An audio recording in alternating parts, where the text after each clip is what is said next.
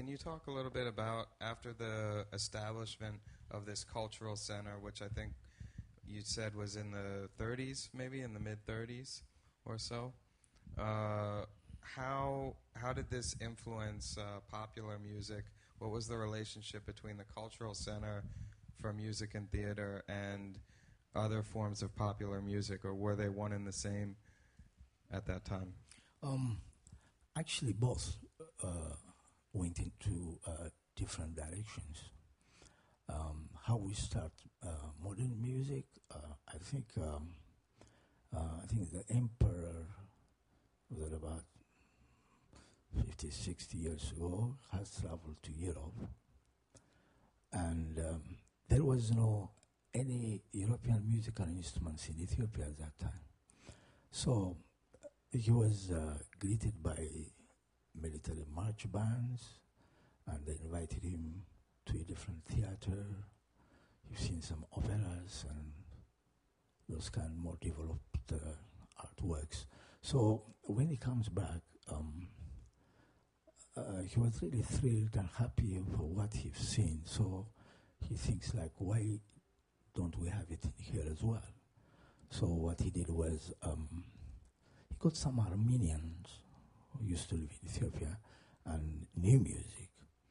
So he ordered a few Armenians to bring European musical instruments and teach in Ethiopia. So that's how our the modern music movement starts. So the cultural has different directions, and the modern music had different directions. So after that, they formed a march bands, and that march bands developed later to a big band, like using 4 trumpets, 4 trombones, and 5 saxophones, and rhythm sections. So we had a theater place called the Haile Selassie's First Theater. So they somehow employed European to come over and become a director of that theater. He was a great music composer, arranger. The name was Zellweger. So he formed this big band and started teaching music. So that's how our musical, modern music started in Ethiopia.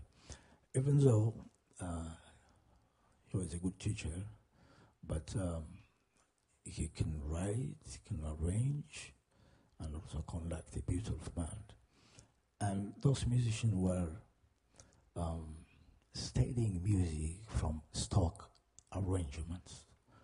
And actually, when we start talking about jazz, in the stock arrangements, also there is a part where you really have to solo and know music about it. So there was no actually a jazz soloist at that period. They just read the parts, and that was it.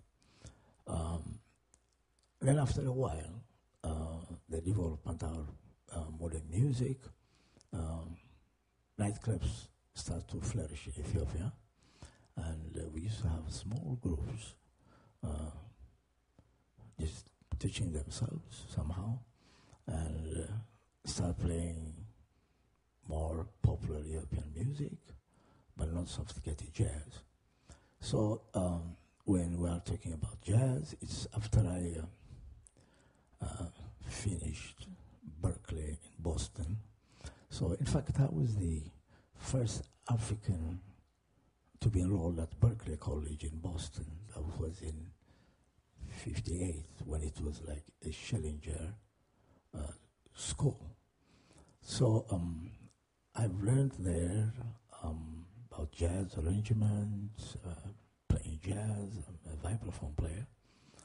And so I traveled to New York also. I had my own group called the Ethiopian Quintet, which we play Latin jazz and this and that in New York.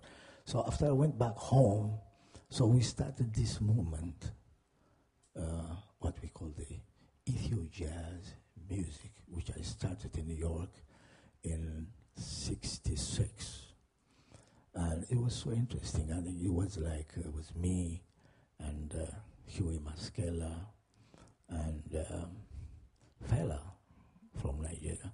We three were, like in 66, struggling and trying to put Africa in the modern world and in modern concept of jazz music. So anyway, I had different directions. Huey have different directions, and Fela have different directions to that music. So it was interesting. So this is what happened after 30, 40 years to really the Ethio jazz to be recognized. So probably you've heard the film called The Broken Flowers. So my music actually was featured on this film. So Ethio jazz is now really flourishing. It's known all over the world.